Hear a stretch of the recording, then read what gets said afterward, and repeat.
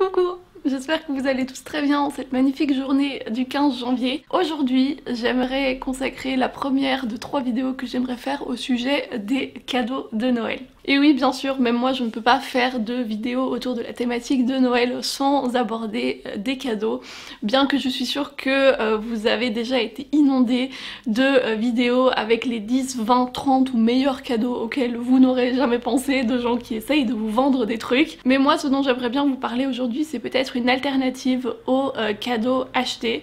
J'ai rien contre les cadeaux achetés, hein. Moi aussi cette année je vais acheter des cadeaux pour ma famille parce qu'il y en a où je sais ce qu'ils veulent, mais ça on reviendra dessus dans la vidéo de demain. Mais j'aimerais bien aussi revenir sur quelques possibilités de cadeaux totalement immatériels que l'on peut offrir à Noël et qui font aussi très plaisir.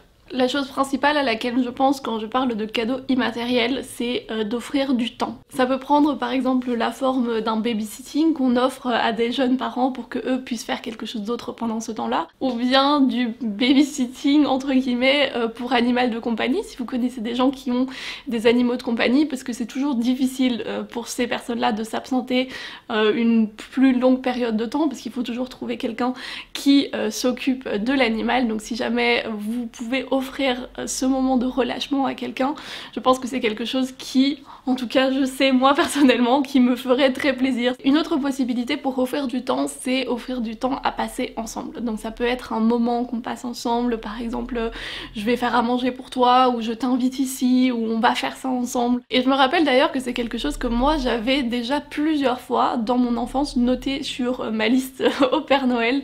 C'était que je voulais passer du temps avec ma grand-mère. Je crois qu'une fois je lui avais dit pour qu'elle me montre des recettes que elle faisait, parce que j'aimais beaucoup la cuisine que ma grand-mère faisait, et une autre fois c'était passer une journée shopping avec elle.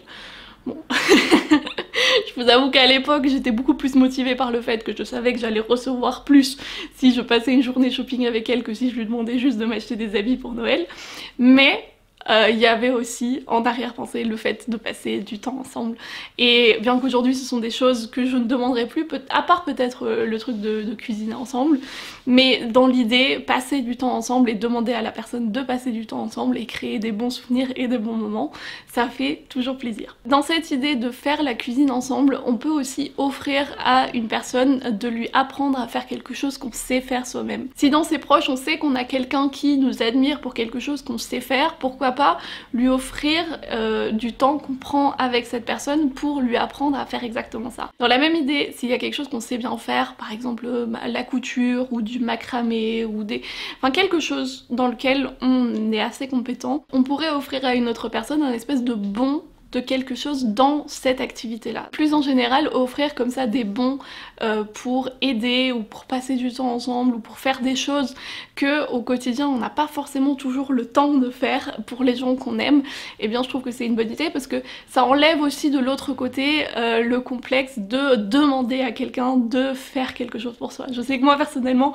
je suis toujours très réticente à demander de l'aide aux autres personnes parce que je me dis ils ont tellement de trucs à faire, genre j'ai pas envie de les déranger, mais du coup dans beaucoup de situations, demander de l'aide me faciliterait beaucoup la vie, et comme ça des petits bons pour savoir j'ai le droit de demander de l'aide, c'est la personne qui me l'a offert.